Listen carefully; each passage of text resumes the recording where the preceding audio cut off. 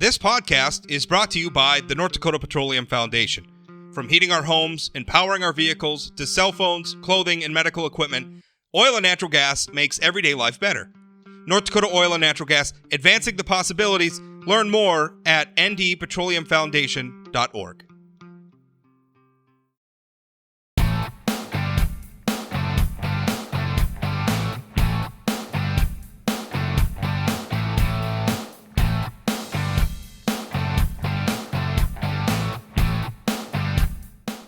Hello, ladies and gentlemen. Welcome to Plain Talk Live. I'm your host, Rob Port. Critical race theory, I'm sure you've heard of it because it's everywhere right now. You turn on cable news, there's people screaming about it. You open up your newspaper, there's people writing about it. Your crazy uncle's probably talking about it on Facebook right now. It's a phrase that I think a lot of people throw around, and immediately we're supposed to form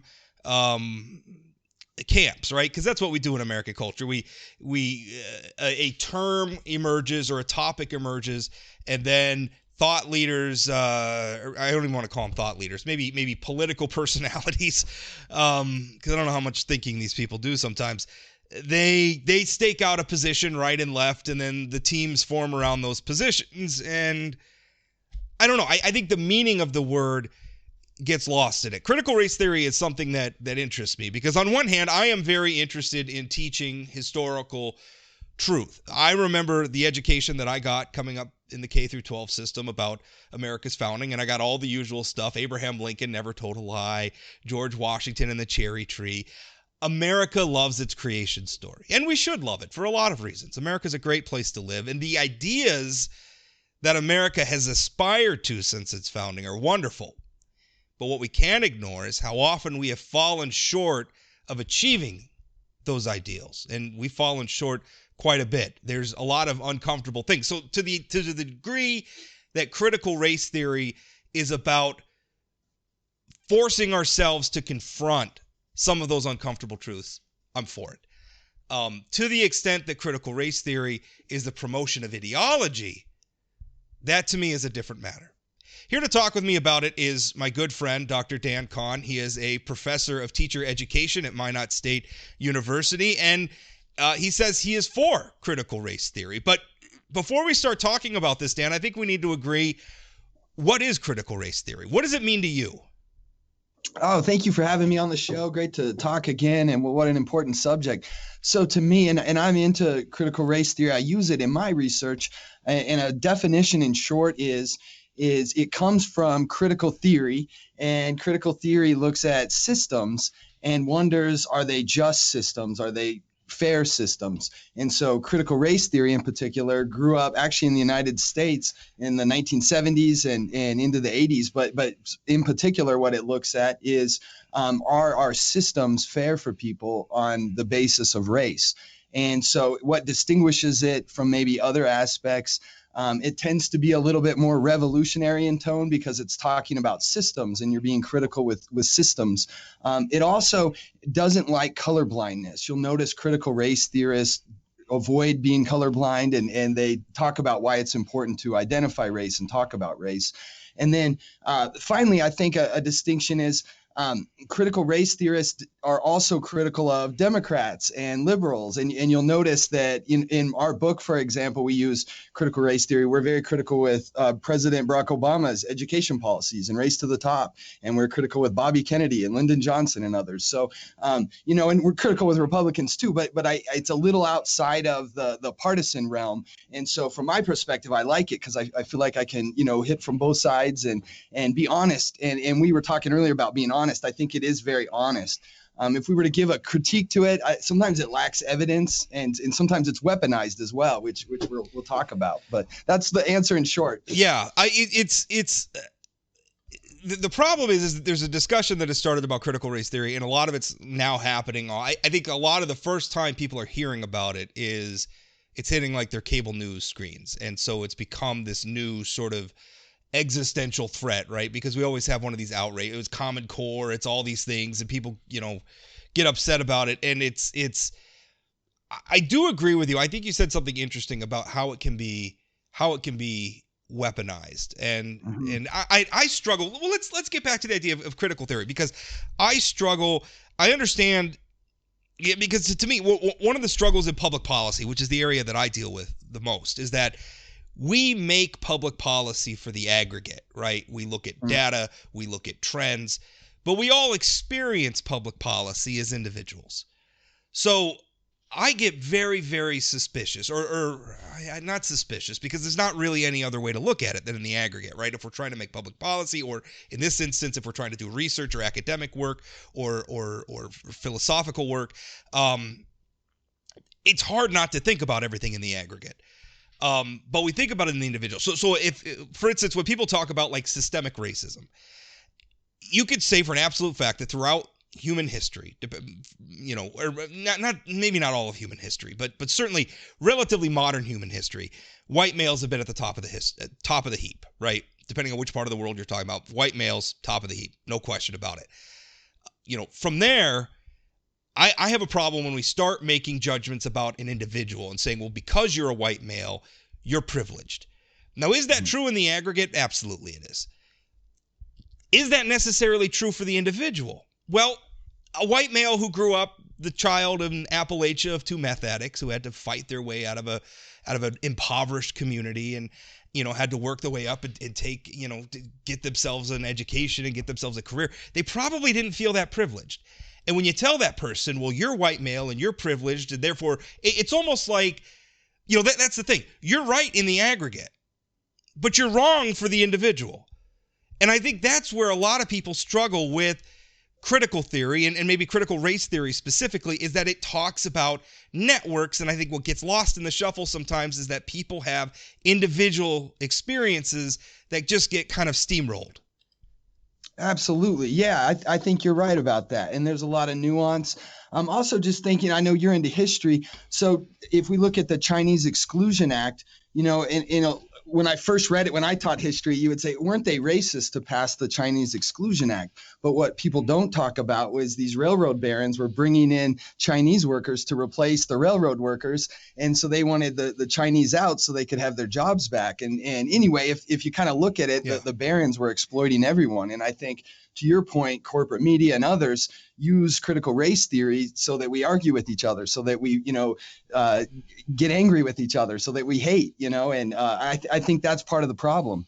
I agree with you. And even I know a lot of people talk about like the 3/5 rule in the Constitution for apportionment, where originally, we weren't fully counting slaves. And they're forgetting that in context, that was actually a big blow to the southern states, because otherwise, they wanted to count it was funny. They didn't want to count their slave populations as human beings, as citizens, right? Except when it came to apportioning political power, then they wanted them to count so that they would get more representatives and senators and everything. And that constitutional, which people look back and say was racist today, was actually a big victory at the time for the anti-slavery movement. So a lot of these things lack nuance and context. We talk about them in such absolutist terms, and it frightens me a little bit. So give me an example, though. So critical race theory in say an elementary school classroom.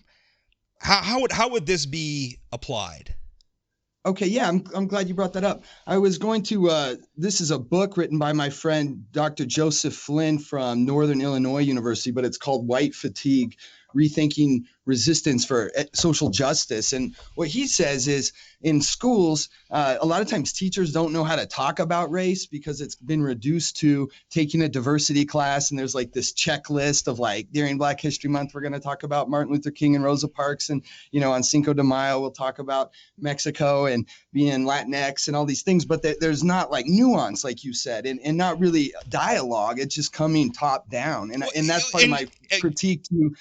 Oh, go ahead. Well, okay. Well, let's talk about the fact that teachers feel a little scared talking. We just had a situation in Wahpeton, right here in North Dakota, where a teacher, it was some sort of a classroom discussion. And I mean, I wasn't in the classroom. The only thing we really have are after the fact. And but it sounds like, the students were talking about George Floyd because it was right around the time where we got a verdict in the trial.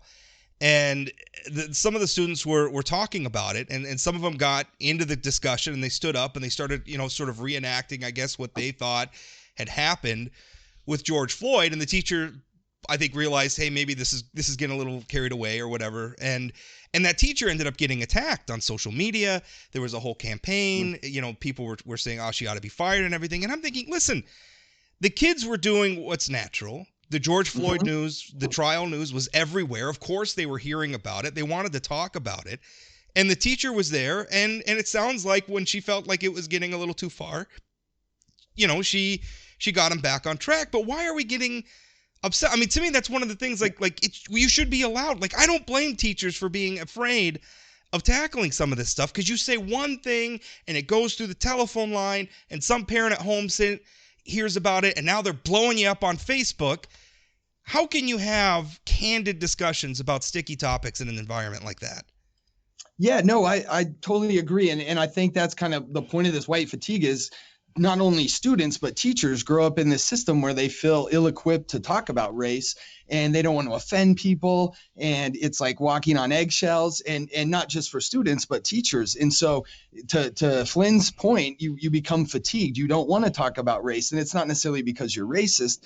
It's because we don't know how to talk about it. And so to answer your question, I would make an elementary school far more dialogical. So in other words, not so top down, like, this is what you must learn this month about Black history, but more even topical, like you talked about. And I think it would make sense to focus on local issues even more so. I think as we localize things, they matter more, but certainly national conversation. I think the teacher in a lot of ways is like setting the stage so that there's good dialogue, and they can play devil's advocate and encourage conversation, but they can also protect people and protect, minority opinions and things like that. So sort of a Socratic method, where we're eliciting, right? Totally. Yeah, absolutely. Yeah. And having nuanced conversations, I think that's what maybe lacks in schools is the nuance, because people are scared of saying the wrong thing. Right. And also some tolerance, like you're also dealing with kids who are confronting these conversations a lot of times for the first time in their lives. They're probably going to have pretty unnuanced opinions about it, and they should be allowed to express them, but also understand, education, and hopefully by being exposed to other viewpoints, we're going to knock some of the rough edges off of that. But, we're so afraid of having conversations in this country right now. And, that's got to change. And race obviously is an enormous. I always laugh when somebody says, well, we ought to start a conversation about race. It's like, have we been talking about anything else for 40 years? We're talking about this stuff constantly, and which I'm not against, but it's frustrating. One of the things that I think is maybe not unfair is the feeling that some of what motivates critical race theory is ideology, where climate change is an example of this, where we want to talk about climate science. Well, there's undeniable fact that human beings have an impact on their environment. But from there's a lot of public policy that people want to make because they think that we can change climate change with like the tax code or something. Well, we can have a debate about that, right? That's not settled science. But yet the way it gets taught sometimes, it's like you're not even allowed to talk about that. You're if you do that, you're a climate denier, and you're out of there. I mean, we do that so much in our society. I mean, look at what's going on with the COVID situation, where, for a while, if you wrote that maybe the coronavirus or COVID-19 started in a lab in China, Facebook would ban you, right? You would get banned. And now we're kind of acknowledging, well, that's not such a crazy thing, that this dictatorship maybe wasn't completely honest with us about some of the stuff that they were doing. Weird, right? That's never happened in history before. So I worry that the critical race theory is ideology. And one thing that you brought up was the 1619 Project, which started in the New York Times. And I'm looking at this, and I said, that's ideology. That's not history. Like, that's not accurate. That's not an attempt to confront ugly truths from history. That is an effort to fundamentally rewrite history to match a political doctrine. That's how I see it. And I agree. And I also think it's a way to make New York Times part of the curriculum now. New York Times is in our schools now, if you kind of think about it. What a great business model. Exactly. And that's the inconvenient truth as well, is I think corporations, both right, left, and in the middle, have hijacked this and are using it to divide each other and things like that. I'm critical with 1619 though, and I think we need to be critical with even things within critical theory. Another thing too is, so 1619 and some of what we've talked about, critical theory is all about dialogue. It comes, especially in education, from Paulo Freire, and he believes that like dialogue is the key to education, and anything else kind of top down is naturally oppressive. And I use that word like, I don't mean like heavy oppressive, but from a pedagogical sense, from a teaching sense. So anyway, dialogue is the key. So it breaks my heart when people say, you know, you're canceled or this is over. Yeah. Or in the case of 1619, that's very top down. And there's some good things about it. I don't want to say it's all trash, but there's some inaccuracies. And to your point, if you call out those inaccuracies, then you're a racist, you know, or whatever. Not you, but I've heard Right. that. And that's unfortunate. That's BS. And that's why people get white fatigue. That's why people get tired of these conversations. But we need to have them, and we need to keep pushing through. Yeah. I sometimes it just feels like we're making things really complicated when they could just be really simple. Like I just want to be nice to other people, and I want other people to be nice to me, and I have certain rights that I want respected by everybody. And beyond that, like I don't really, you know, I don't need anybody to inform. I wrote a column the other day, and it was like, just plow. I think like government, just plow the damn roads, right? Like I don't need the government to impose my culture on other people, right? I will take care of my culture. You fix the goddamn roads. That. So I don't know if that's helpful. You made a really good point, or you made an interesting point a minute ago about dialogue and feeling. What did you say? Oppressive in a soft sense, not like Stasi oppressive, but like, you know, maybe one-sided, top-down oppressive. Mm-hmm. I just the Challey Institute at North Dakota State University, and I just wrote about this in a column. They had a survey, and it was a national survey. And I think that it was a representative sample of undergraduate students from 1,000 institutions across the 50 states. And they were talking about how uncomfortable students felt expressing themselves in classes. You know, 70, and the way it broke down, because they broke it down in either, you know, conservative or conservative leaning students versus liberal leaning students, and then they had apolitical or independent students. And I mean, some of the findings: 66% of students reported that they feel comfortable sharing their opinion on a controversial or sensitive subject in classroom discussions. 58% of conservatives said that they do not feel comfortable. 72% of liberal students said that their professors create comfortable environments, while 54% of students said no. Only 11% of students said that their college classes gave them a more positive view of the U.S., while 45% said they gave them a negative view. A plurality of students, 44%, said that they have a negative view of capitalism. So I read those numbers, and again, this isn't about, do you like capitalism or do you not like capitalism? Do you love America or do you not love America? It's not about that. That feels like exactly what you're talking about, where it's a very top-down, it's not a dialogue, it's a top-down, one-sided discussion. Yeah, no, from that data, I agree. And, you know, I'm a progressive, but it bothers me if Republicans don't feel safe in class to talk about things. I think for dialogue to happen, we have to be able to reach across all kinds of aisles. So, you know, and that's something I think as universities, no offense to anyone, but a lot of times they haven't had teaching in methods or pedagogy or things like that. They're an expert in political science or whatever, but they're not necessarily thinking of the implications of the way they teach or the way they structure class. Because that's what you do. You teach teachers how to teach. Yeah, absolutely. And when you think of curriculum and when you think of pedagogy in that way, you know, it's not top down. And even if I'm rooting for your side, I don't want you to do it top down. You know, I think there has to be dialogue. They say we make the road by walking, and that's how we learn, you know. So how do we get, steering us back to critical race theory specifically, how do we get to a point where people aren't so up in arms about this, where we can fit, and some of this, I think by its very nature, because we're going to be tackling topics that are fundamentally uncomfortable, right? I mean, as Americans, we love our country, and we should love our country. There's a lot of things to love about it, and especially what we aspire to. And we get uncomfortable when we got to talk about some of the ugly things in our history. And so it's going to put people on defense just to begin with. There's no question about it. But how do we steer around the fact and avoid the people who, as you have said, want to weaponize this, but also comfort the people who are afraid of this? How do we find that middle ground? Thanks for the question. So it's kind of twofold. One is I think we actually have to do something useful rather than just complain. I mentioned a book that a couple friends and I wrote, but we use critical race theory really throughout the book to argue against standardized assessments. And we argue that it's not just hurting people of color, but it's also hurting poor white people. It's hurting the average North Dakotan. It's a system that reproduces power and keeps people that come from money going to prestigious colleges, and it's rooted in eugenics and all kinds of things. And so I think we use critical race theory as a tool to like expose the BS. And yes, standardized assessment is a bipartisan problem that with liberals and conservatives both pitching into it. And then we also have to use it to find solutions. If we're going to take away standardized assessment, what are we going to do to replace it with?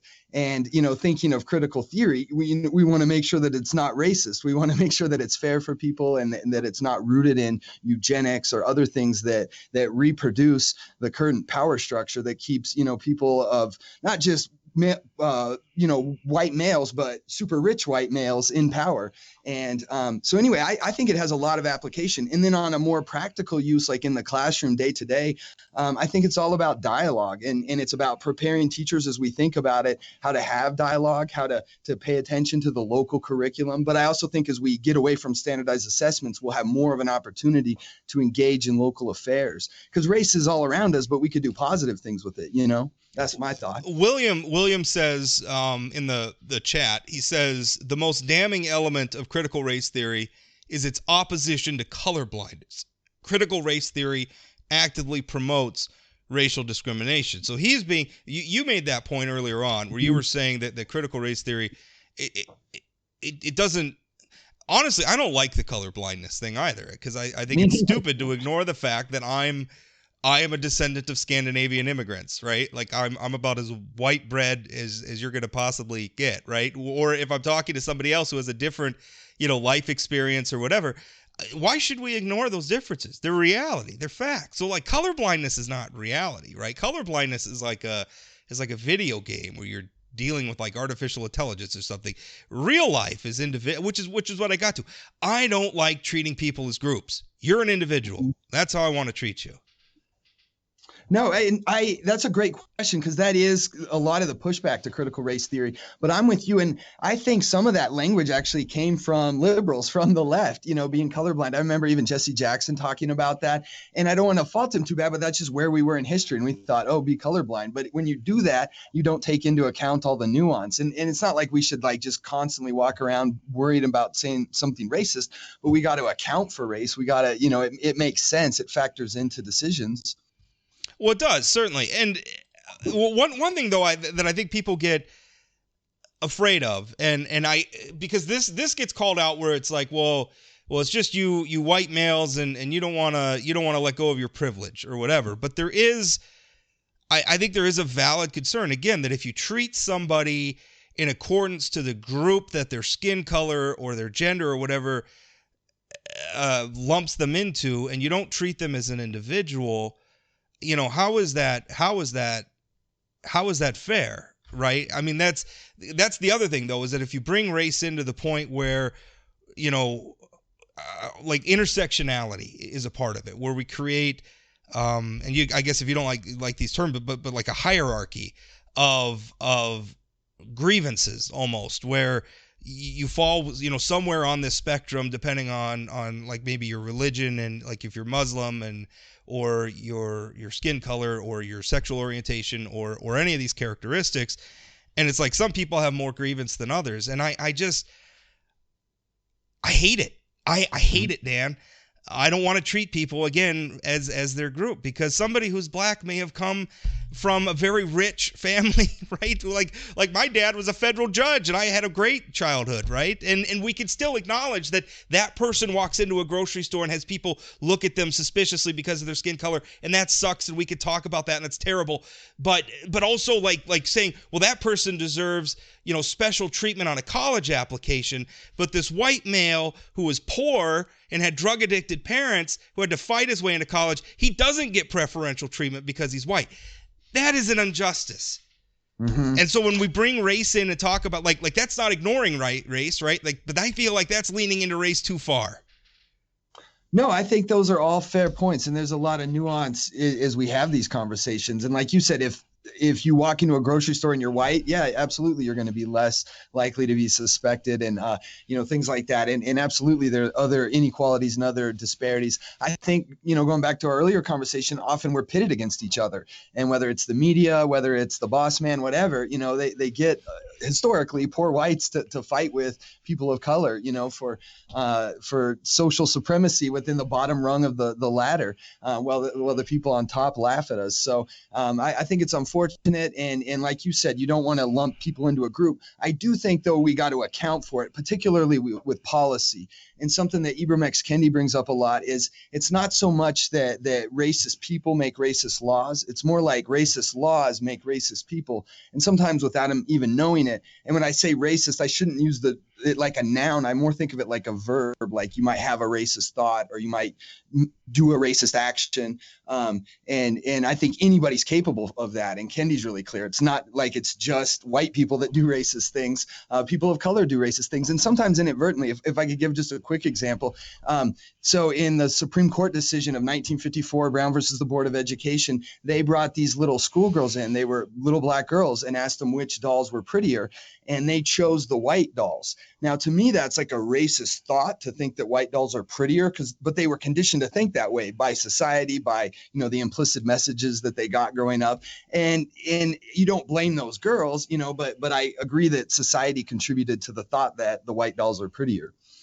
Yeah, well, that's part of what scares me a little bit is because another part of this, we talk about like who's allowed to talk about what.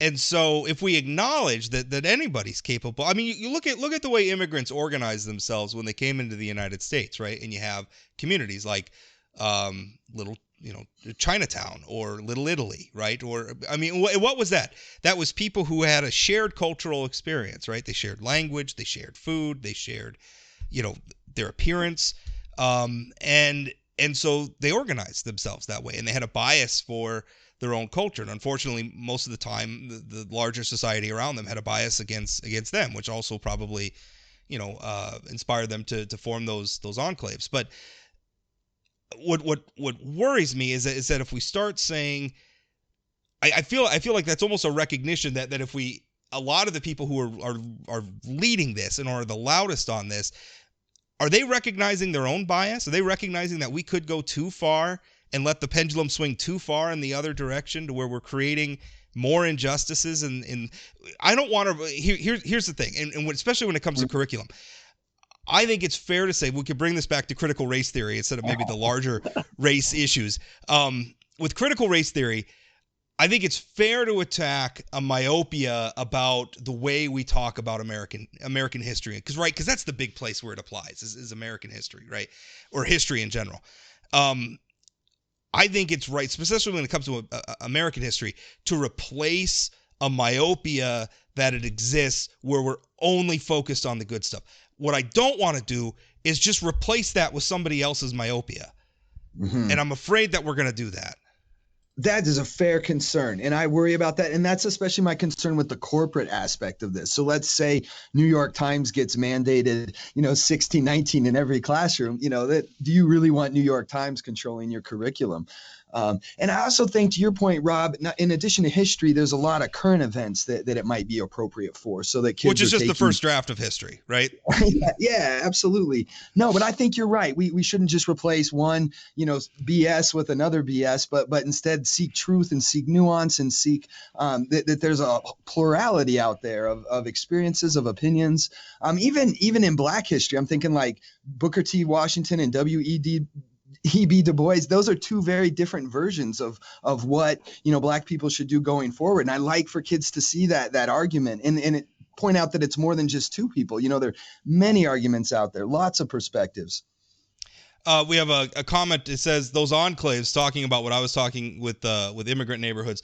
Those enclaves were a means of survival. Immigrants were not treated well. They were poor and forced to live under extremely harsh conditions. That's right. And the reason why they formed those enclaves, though, was to support one another. I mean, a lot of times, like even the American Mafia. I mean, we think of that as like Tony Soprano these days, but at the time was created almost as a sort of way of enforcing order in neighborhoods that the police didn't care about, right? So instead, somebody else stepped in. Now, the mafia was abusive and terrible in their own way, but I wasn't endorsing that stuff. I'm just saying every aspect, every corner of humanity has a bias towards itself.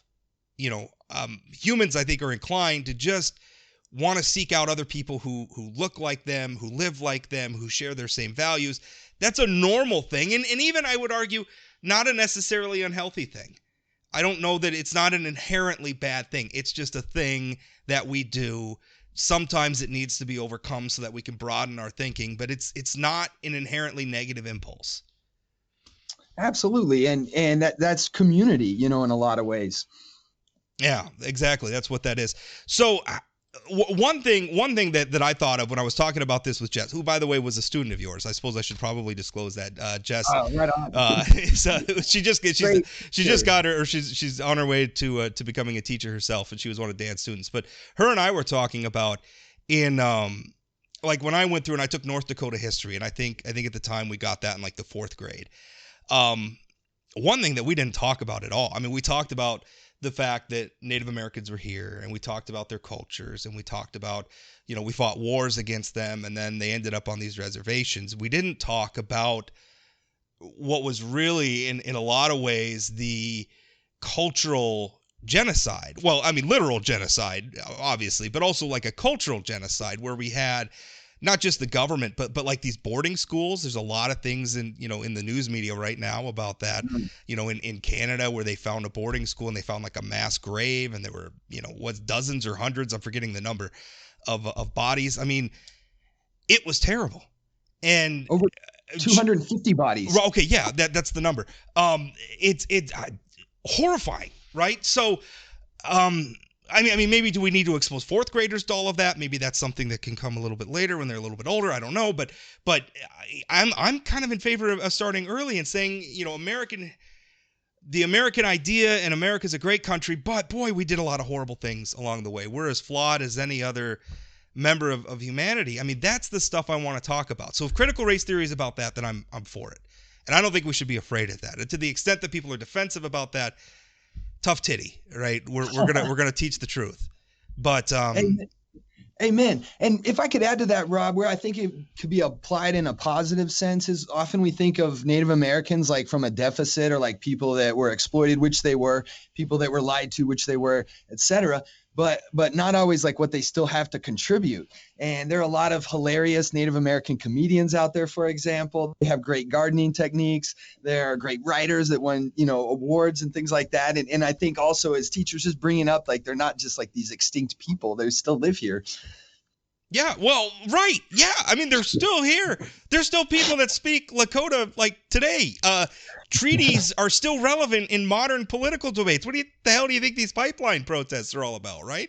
Is people still have, the Sioux have never accepted the settlement from the federal government for us taking their lands. They've and we can, that's a whole other show that we could do. Another from the chat says, Dan made an extremely important point. The ruling class worked to turn the poorest class against the next poorest class, which in American history were freed slaves and blacks. There's truth in that. But I also think that gets to a point that I was making. So if the idea is to make poor whites, for example, understand that, black people aren't your enemy, right? And you in many ways have been oppressed as well. if we want to talk about that, well, that's fine. How does it help, though, to tell a poor white guy that he has privilege and he has all this privilege and his life has just been wonderful because he's a member of a group? If you want to make that argument, I don't think you're helping yourself by telling that guy he's privileged. Yeah, I don't either. And maybe he has some privilege in some way, but I agree. I think that's counterproductive, and it contributes to white fatigue, which we were talking about earlier, and why people don't want to talk about race. I think we need to band together and realize that we're getting screwed, everybody down here at the bottom together. And if we band together and stop pointing the finger at each other, we could work to improve our policies, to improve our laws, so we all get a bigger share of the pie. One thing that I want to just last topic, and this came up on a recent episode of Bill Maher, where he was talking about, he called it progressivophobia, and it was essentially an unwillingness to acknowledge that we've made a hell of a lot of progress, right? And I think we do, and this bothers me a little bit, because you've been talking about, we're all getting screwed in corporations and everything, and I got to tell you, as a conservative and a Republican, I don't necessarily agree. Although sometimes businesses get too big, I don't necessarily like that. But usually that's in context of big business paying off big government to get their way. Free markets work. I just throw that out there. But what bothers me is I think that we have to recognize that things have gotten a lot better, right? I mean, women today, for all the challenges that they face, are better off than back at the time where they weren't allowed to vote, or they were treated like property for their fathers to trade off to other men. Obviously we're better off than when slavery was around. Obviously we've moved past the Jim Crow era. I think there are people out there who think that we haven't. I think when you hear the president of the United States compare a voting law to like Jim Crow 2.0, that's freaking ridiculous. That is not accurate. That is hyperbole, and fundamentally unhelpful hyperbole. So how do I bring this back around to critical race theory? I think we need to talk about, we recognize, like, if we're going to be critical, fine, but let's not throw the baby out with the bathwater. Well, I think there's some nuance there. So I agree with you. All kinds of good things have happened, no doubt.